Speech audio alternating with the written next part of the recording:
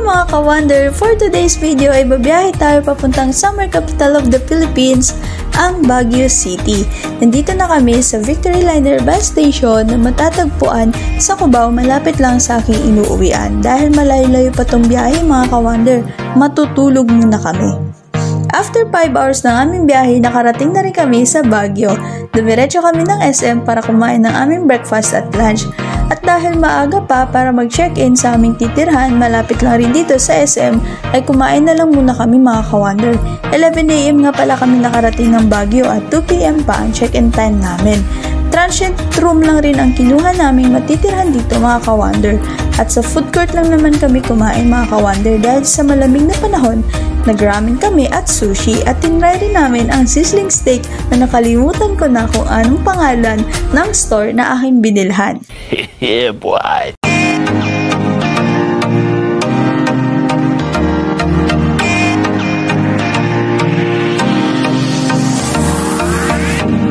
Pagkatapos namin kumain ay pumunta kami sa overlooking view ng SM na nasa ground floor. Sa area na to ay makikita mo kagad ang Burnham Park na isa sa mga galaan dito sa Baguio City. Umakyat rin kami sa second floor ng SM, though pareho lang naman siya ng view from ground floor at dito sa level 2, pero medyo malamig-lamig lang ng konti dito sa taas. Hindi na rin kami umakyat pa sa terrace ng SM kasi umaambon na at dito ay nararamdaman na namin na medyo umuulan na at may mga fog pa. Naghihintay nga ako na pumasok ang fog sa SM at madala ko sa Manila pag uwi. Char! At sa mga oras na to ay biglang lumakas na lang ang ulan mga ka-wonder. Na-stuck kami sa SM ng ilang oras. Plus, ang haba pa ng pila sa taxi. Hindi kami aware doon mga ka-wonder. Pumila na lang kami ng mga 1 oras rin dahil sa sobrang lakas ng ulan.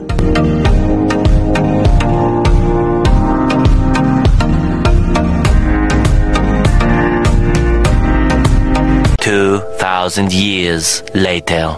At dahil nakatulog kami mga ka-wonder, hindi na namin napansin ang aming alarm clock. Kaya ginabi na kami ng gising. Papunta kami ngayon sa night market at nandito kami sa kabilang street ng Session Road. At dahil maaga pa kami at 9 PM pang open ng night market, hindi ko na kinaya ang gutom ko mga ka-wonder. Kumain na lang muna kami ng chicken wings sa aming nadaanan. So far, masarap siya guys at mainit-init pa ang wings na sinuserve nila. Nag-blend ang spicy at init ng wings. Actually, favorite ko talaga to, ang chicken buffalo wings mga ka-wonder.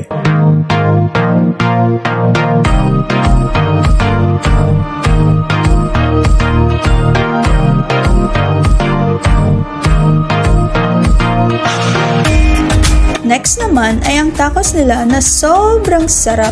Makrispy ang chips.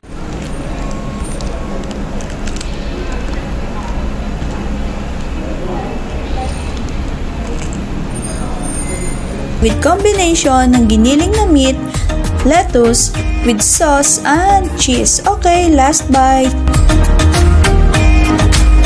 At yun na nga, we're on our way to night market para mag-try ng mga foods dito sa Baguio na hindi pa namin natitikman. First stop, Tanghulo. Sobrang sarap nito mga ka-wonder. Actually, 2 beses kami bumalik dito. Sobrang daming tao kahit maambon mga ka-wonder. Based on my research, isa itong Chinese dessert na naka-fruit on stick at dinidip siya sa sugar syrup at binababad sa tubig na may yelo para mabilis kumapit ang sugar. Yun nga lang, pag kinain mo na siya, although masarap siya, pero dumidikit nga lang sa mga ngipin mo ang sugar nito. Buti lang, lagi akong may dalang toothpick. Sa mga oras na to, medyo nahihirapan na akong umuya kasi halos dumikit na ang sugar sa ngipin ko mga ka-wonder.